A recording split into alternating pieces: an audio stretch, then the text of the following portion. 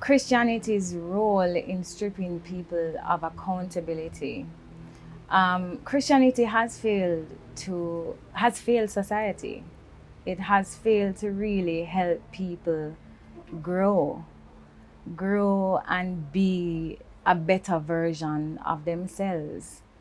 And so you find that most people who are Christians end up backsliding. Most of them are running from the church. They do everything to avoid the church like the plague, yet they believe in it so much.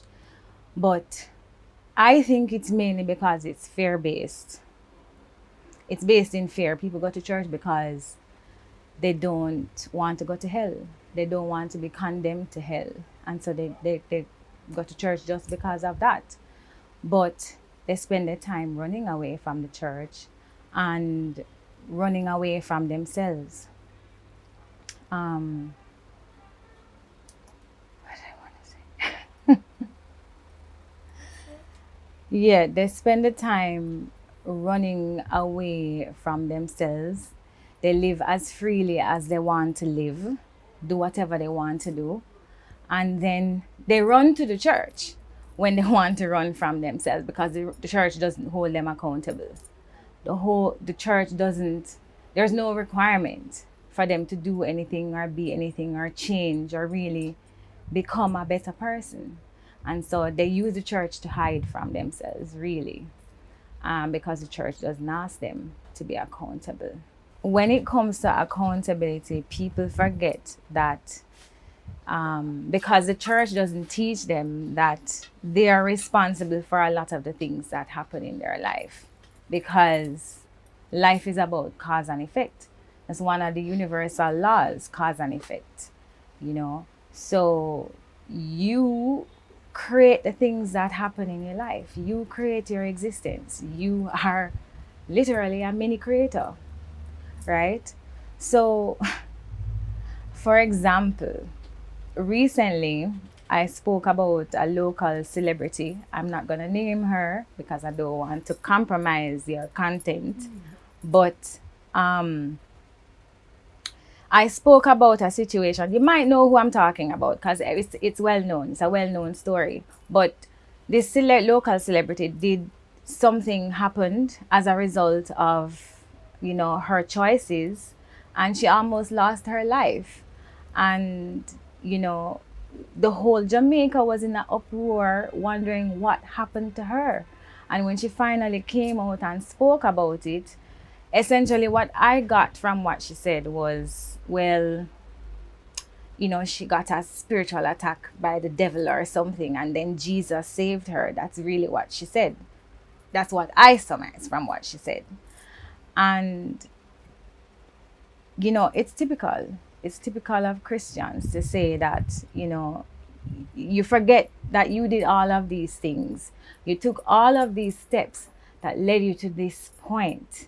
Nobody else did it except you, because that's how cause and effect works. Everything is a result of something else. Everything is connected. So your actions lead to something later on. And I think it was really irresponsible of her not to take accountability, because there are so many young people who are watching her and following her. And she didn't say, well, I almost died because I did this to myself. That's important. That's why accountability is important. The spiritual benefits of foot washing are many. Firstly, we have to understand the purpose of our feet. I mean, we may take it for granted because we use it every day, but, you know, it is what carries us through earth. It's what moves us through earth. It is what connects us to earth as well. And we forget that there's a connection happening between us and earth every day. And so this space needs care, just like every other part of our body needs care. Our feet need care as well. Our feet also has a lot of nerve endings in them. It's connected to our organs.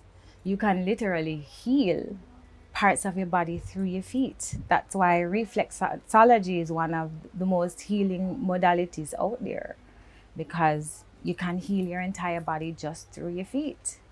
So you can imagine the type of healing that will come from curing your feet, from putting your feet in, soaking them in some herbs.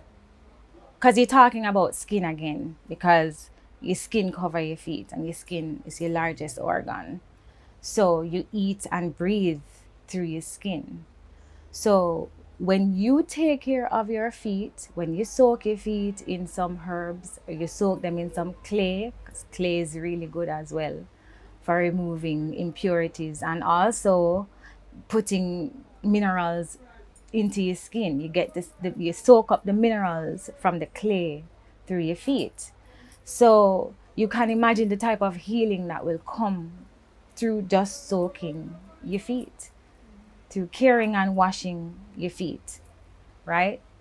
But there's also this spiritual aspect, which is your connection to earth. There is, as Paula Herlock said, we're electromagnetic. And so there is a connection between us and earth happening constantly between everything. The earth is connecting to the trees and the animals, and it wants to connect with us just the same as well. And so when we take care and protect our feet, the path of that connection is clear, and we can receive what we need to receive from earth, because our feet, these are our inputs, our energetic inputs, just as our hands are energetic outputs, because we use our hands to heal, no? That's where the energy comes from. When you're healing, they say healing hands, or you lay hands on, or Reiki is healing through hands, right? So in the same way, we receive energy through our feet. So when you take care of your feet and when you connect to earth, you receive all of the energy. All of that energetic exchange is taking place, and it's healing as well. But the other part of it also is that you connect to your ancestors through the earth, through your feet, because your ancestors walked this earth before you, and it remembers. Just like the space when you walk, like I go to nature all the time. Sometimes I have moments of solitude when I just go to a space and be by myself with nature. And, I talk to the trees, I talk to the plants, I talk to everything. There's an interaction happening. So for me, and I know it is the same for the space, there's a connection. I remember the trees and the plants when I go there, so I know they remember me too. So it's like a sigh of relief when I take off my feet and I connect to the ground. I feel that energy, that space. And so it's the same thing that happened when your ancestors walked through the earth. The earth remembers them. The earth remembers and stores their energy. So when you plant your feet onto the ground, you are connecting to your ancestors through the earth. Why women are so competitive with each other? Well, it's my theory based on my observations.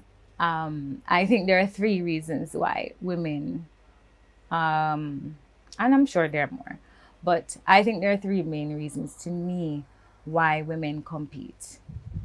One, most women, everybody, not just women, most people in the Black community have mother issues, and I'm not talking about just people who hate their mothers. Even people who have good relationships with their mothers have mother issues, because we've somehow, in many different ways, not been mothered properly, because of how we're conditioned, how we have to operate in this society.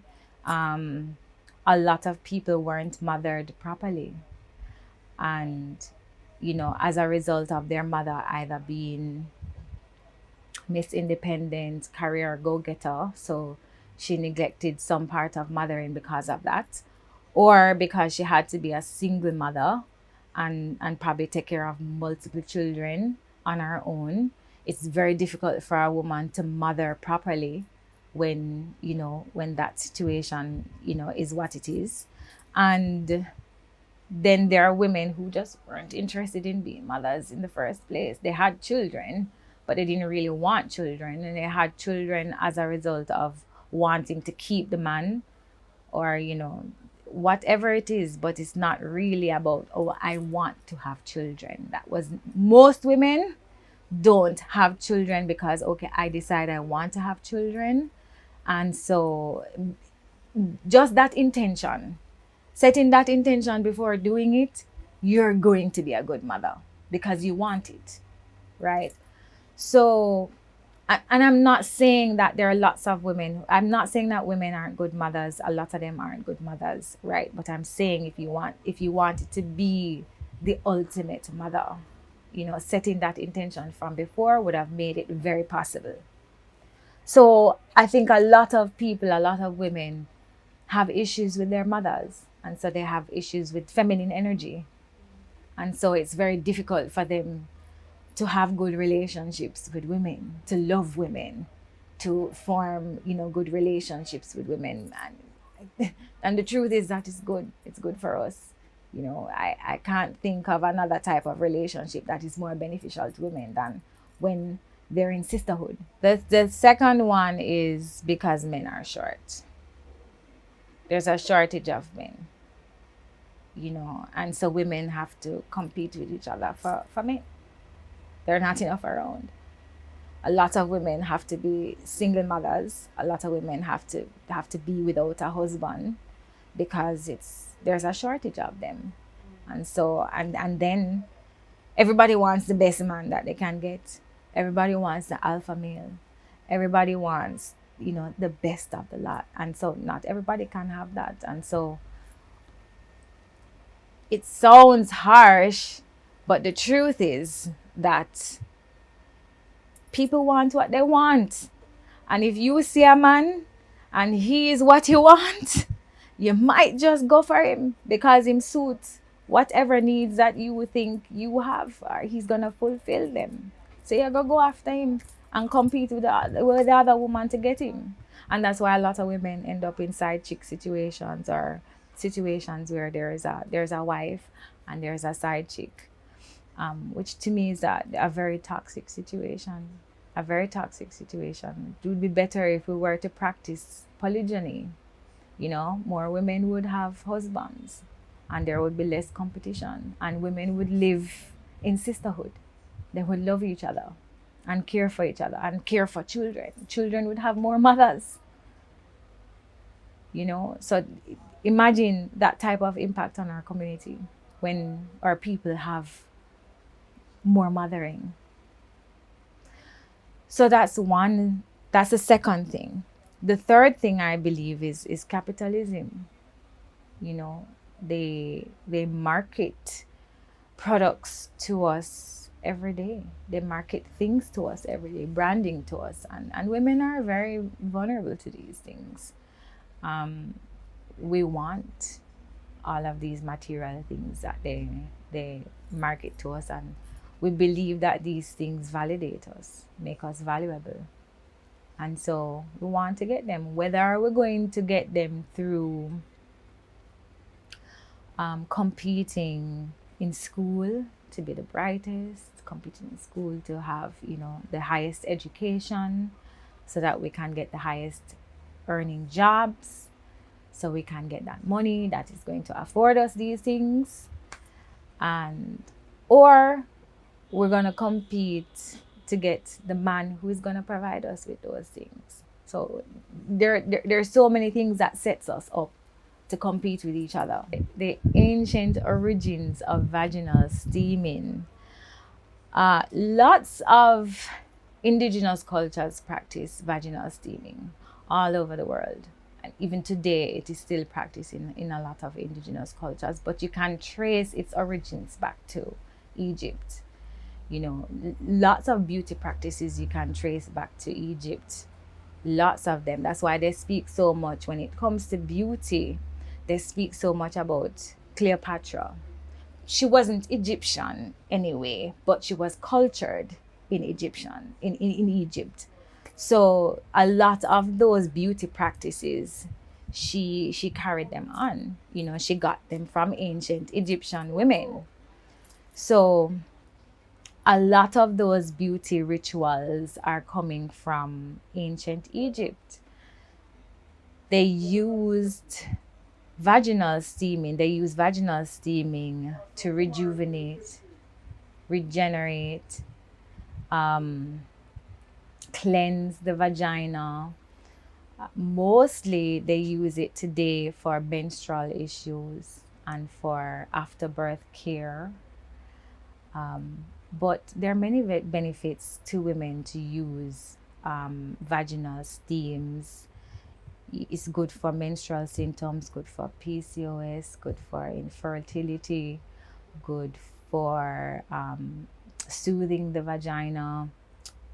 It's good for, did I say pain, cramps, all of those menstrual symptoms. Good for fibroids as well, helping to shrink fibroids. Good for hormonal imbalances, because again, you're talking about herbs and you're talking about your skin, which again is your largest organ, right? So, but there is also that spiritual aspect as well, because it cleanses energetically as well. You know, it's good for women who have been raped, women who have been molested, women who have experienced a lot of trauma, you know, women who have been through really toxic relationships. You can use vaginal steaming to help you release those energies. For me personally, when I do vaginal steams, it is an entire ritual for me. It is a space, I create a feminine space for myself. You know, I have my incense, I have my candles, I have my music, and I sit down. And it's all about me connecting with my womb now. It's me healing my womb and healing the energy that is there, releasing the energy that is there. So I carry my affirmations with me as well, and the affirmations that relate to whatever it is that I want to release. So I speak those things to myself and to my womb. You know, whatever it is that I want to clear, I speak the clearance for myself. Whatever it is that I want to release, I speak those things into my womb as well. And then when I'm finished, I will take the pot or the bowl, whatever it is that I did the steaming, and I release that to the earth. All of that energy now, I release it to the earth. Right? So what is in my pum pum steam? My pum pum steam is what I think for me it is for general care, you know, because there are different herbs that serve different purposes. So in this particular pum pum steam, it's just some really light herbs, good for soothing, good for relaxing. It can be used for all of the other things as hormonal imbalance and pH balance and so on. So there is lavender in it, there is hibiscus, there is arnica, calendula, really relaxing herbs, and it's made with an oil called camellia oil, which is very close to the natural oils in our skin. So it's a very, hear me, camellia, you know what I'm talking about, the pum pum oil, because I'm looking at it, you know. I have a pum pum oil also that complements the pum pum steam. But in the pum pum steam, sorry, not the camellia oil, in the pum pum steam is just herbs. Some things that women can use for beautiful skin, some things that women can use internally and externally for beautiful skin. Well, before we go to internal and external, I love to talk about spiritual beauty as well, you know, because there is that, and that is important before anything else. What are you doing internally to manifest, a beautiful aura, because that is important before external and internal. Are you a good person? Do you have a good heart? Do you care for others? Do you live in integrity? Do you live in authenticity? Are you fair to people? Do you try to live in honesty and in truth? And I think these things affect your energy, and your energy is a part of your beauty. People can see it when you come in. They can see, okay, she's physically, appearance, her features are beautiful, but her energy is ugly.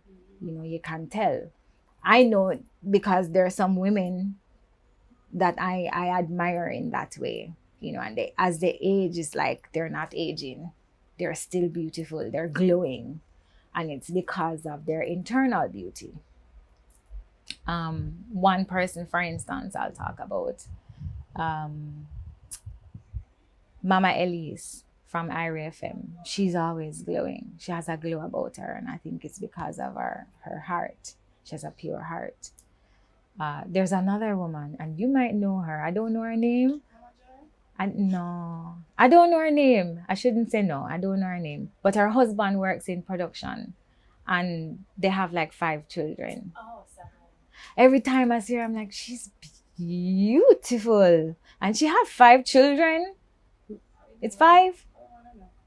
She's gorgeous. She's always glowing, right? There is another woman, Empress Karen Rose. I don't know her personally, but I follow her. She's a spiritual herbalist as well. Her energy, when you see her, she's just beautiful. She's always glowing, you know? So it's important for women to know that they're to take care of their purity and purity of heart. I'm not talking about purity in terms of, your vagina, what you do with your vagina. No, it's how you keep your soul pure, your spirit pure, through how you move every day, what you do every day, how you interact with people every day, how you live, how you choose to live every day. So internally now, there are foods that you can eat. Our foods feed us. Our food feeds our melanin.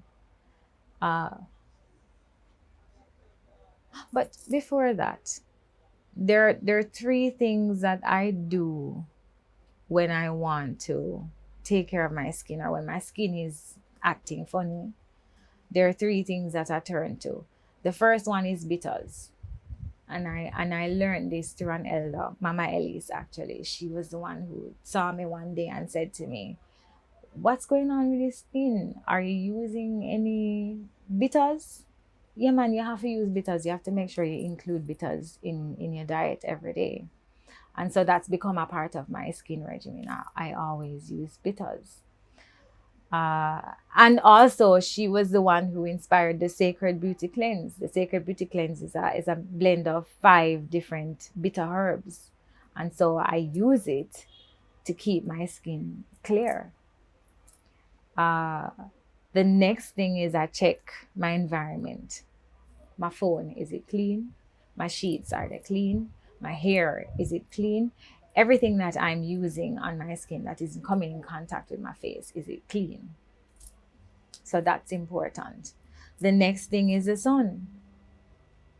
Whenever my skin is acting funny, one of the first things I do is go and sit in the sun. If I don't go to the beach, I go outside and I spend some time in nature, because our skin, again, this is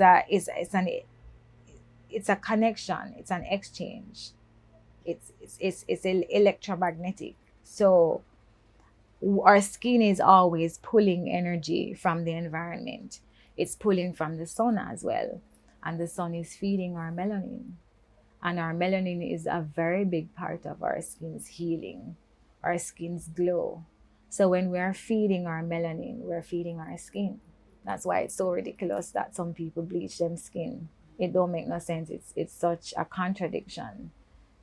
Black people really need the sun. We have more melanin, so we need the sun. And melanin is important for not just our skin, all of our organs. Melanin is important too. So if you want to have beautiful skin, you should spend time in the sun. You should spend time in the sun, and the sun, as I said, feeds us,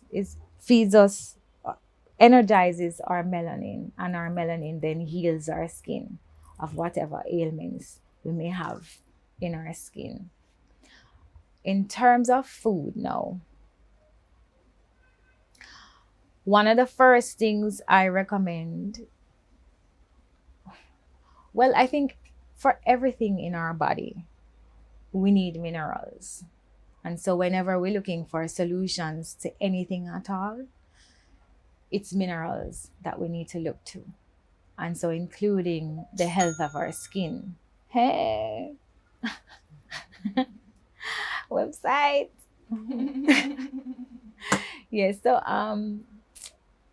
Yes, so including the health of our skin, we have to look to our food for nourishment. So one of the first things, and I always recommend, is sea moss, because sea moss has all of the minerals that our body needs, including the ones that feed our skin, right? So you're talking about copper, you're talking about vitamins A, D, zinc, all of calcium, vitamin C, vitamin A. All of these things feed our skin. Selenium, we get them from sea moss, leafy greens, avocados, nuts. Brazil nuts is one of the best source of selenium. All of the nuts, coconut as well, just healthy fats. Healthy fats good for your skin, keeps it moisturized and hydrated. Coconut water. Fruits, always. Fruits are good for our diet. It's good for our melanin as well. We need to understand also that these foods are good for our melanin. Copper is also good for melanin production. So I drink copper water, soak water in, and it's good for, it says it on here too, good for melanin production. Copper is actually one of the things that feeds melanin. So I wear it as well. I wear it on my jewelry. Matter of fact, all of my jewelry are minerals. I don't wear anything but minerals. So so those things are important. Our food, what we intake, is important in the health of our skin. Externally now, we need to be using, again, our skin is our largest organ, and so we have to be mindful of the things that we put on them. So I recommend that people use as natural soaps as you possibly can, as natural oils as you possibly can, as natural butters as you possibly can use on your skin. Be careful about everything that you do on your skin. The clothes that you wear, the type of things that you put on your head,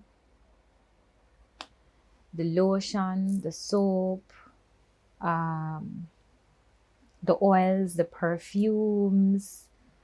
Everything is important because you're feeding your body, you're feeding your skin through your environment and everything that you use and you put on your body. My journey started in 2009, and I was inspired by a young woman that I had never met. Her name, I realized later on, her name was Kelly, and she actually passed from cancer. But I remember her. She stays in my memory forever because I went out one night and she was there. She came in and she was beautiful. She was tall, really deep, dark-skinned girl with a big afro, and she looked so confident, and she came through the space, and I just couldn't stop looking at her. I was just like, wow. Dark skin, natural hair. and she not care. She just have it out there for everybody to see, and she was stepping confidently. And I started to think to myself, but why am I not doing that? Why am I not doing that? And for years, I really did question myself about why I was doing this ritual of going to the salon every month to take the kinks out of my hair. Why was I doing this to myself? And I really couldn't justify it. And so in that moment, she shattered all of that for me, and I really thought I was confident, all my life I thought I was a confident girl. I thought that I loved myself. And so it really came into question in that moment. Do I really love myself? Because I'm not showing up in the world fully as myself. So from that moment on, everything changed. I just decided to transition, and I transitioned then. It wasn't an easy transition because, I had to talk to myself a whole lot, because we've been conditioned for so long to think that this is what beauty is. So it took a lot of self-talk, took a lot of affirmations for me to feel comfortable in my skin. Even initially, I tried to color my hair a lot. And I realized eventually that this was me again trying to cover my kinks, because when I color my hair, it distracts people from seeing my kinks, because you see the color first and then you see the kinks. So I had to let go of the color also. But initially, I really didn't get a lot of support initially, because this was in 2009. Natural hair wasn't really common. Most women who had natural hair were women in the church or, Rastafari women. And so it wasn't trendy to have natural hair. And so the feedback wasn't great. A lot of people wondered if I was crazy and, what I was doing to myself, what was I going through, And so I had to persevere through that. It's funny because a whole lot of them are natural now. And a whole lot of them have, they have blogs for natural hair, and the YouTube, and they have products and all kind of things, so, and I'm grateful for that. But I had to find spaces online, community online with other women who were doing what I was doing.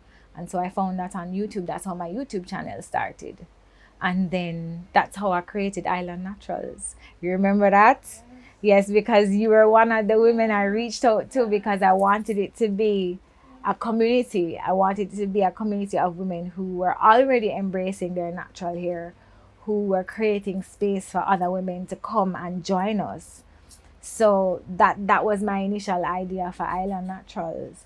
So then it became me, and I know you had other engagements and other passions, so it became a thing where now it was me and my friend Amana, and we did 3 natural hair events that were very successful, and so we're grateful for that. And then eventually out of that came Tropiki, my natural hair brand, with products and products for natural hair, shampoo, conditioner, a whole line of hair products and skincare products as well.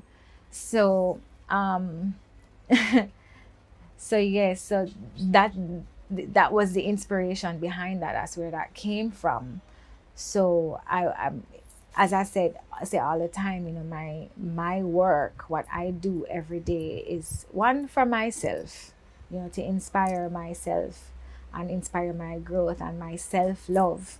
And so I try to be a walking example for other women, other Black women, to love and embrace, be inspired to love and embrace themselves. What are some plant-based foods that are good for hair growth? Again, similar to the skin, there's some vitamins and minerals that are essential for hair growth and hair restoration.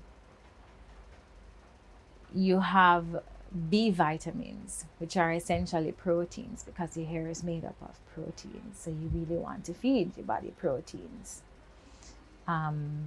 vitamins D, vitamin C, zinc, selenium again, and you can get these things from sea moss again. Everything that you need is in sea moss. Dark leafy greens, fats, avocado, particularly nuts, seeds, pumpkin seeds. Pumpkin seeds is one of the plants that I think are foods that we need to study when it comes to hair growth and restoration, cell regeneration in general. Pumpkin seeds is really, really good for. And so if you're having hair growth issues, if you're having hair loss issues, you really need to feed yourself with foods that are good for cell regeneration. And pumpkin seeds is good, and sea moss is good. You can't lose with those.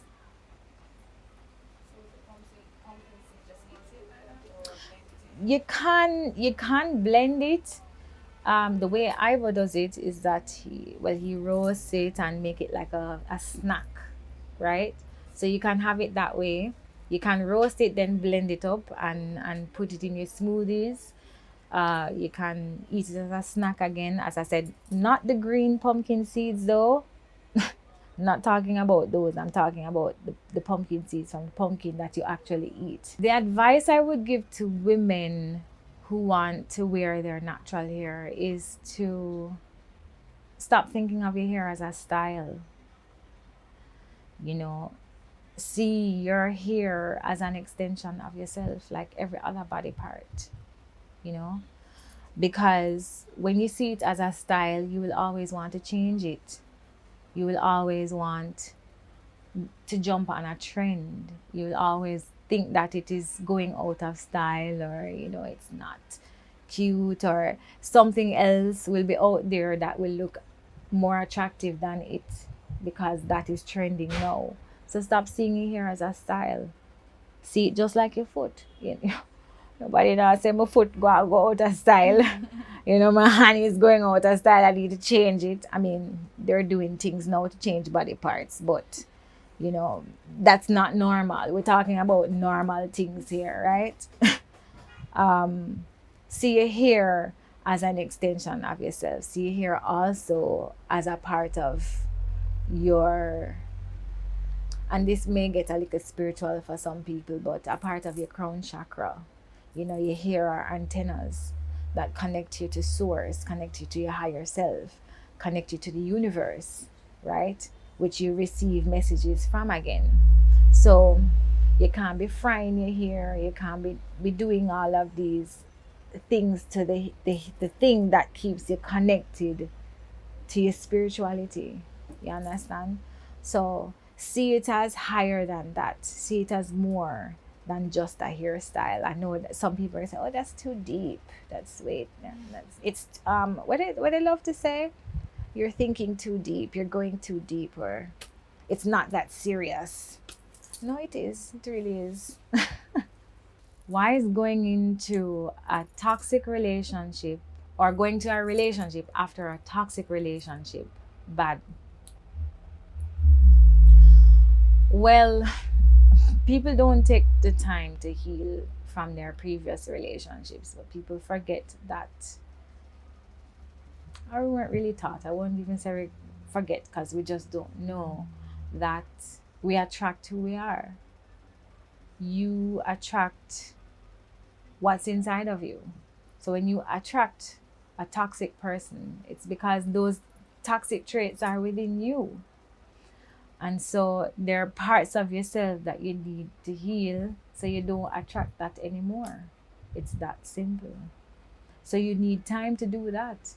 You have to take time to work on those parts of yourself, because relationships should be mirrors for us to see ourselves. A lot of people run away from that. That's why you have a lot of relationships not working sometimes, because people start to see the mirror. They can see themselves, and they don't want to see it. They run away from that.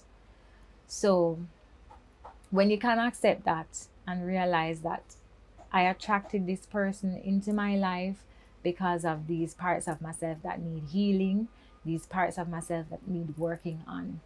If you don't work on them before you jump into another relationship, you're going to attract the same thing again. It's a continuous cycle. You're going to attract the same person, the same relation, the same toxic traits you will attract. And it will continue. And it's relationship after relationship after relationship. And then it's just more brokenness inside of you, more things that you need to heal from, more trauma. What do I think of the male and female bashing that is taking place in our online community? Or what are the effects of it, the long-term effects of it eventually? I think it's counterproductive, you know. I think we are, like so many things in our community, we are feeding into these narratives that they're setting for us and our community in terms of relationships and family. They want us to be separate. They want us to separate. They want men over there and women over there, because ultimately they want our numbers to dwindle. They don't want us to procreate. And there are so many things in our community that you see that's contributing to that. Us not having children, us not having families. And so there is this constant debate now between black women and black men that is getting us nowhere. It's not helping us. We know that we have flaws. We know that we as black women are flawed. We know that black men are flawed. Okay, what are the solutions now? How are we gonna heal ourselves and know that we're stronger together, not apart? So yes, we have flaws. We can always find flaws and talk about them, but are we healing them?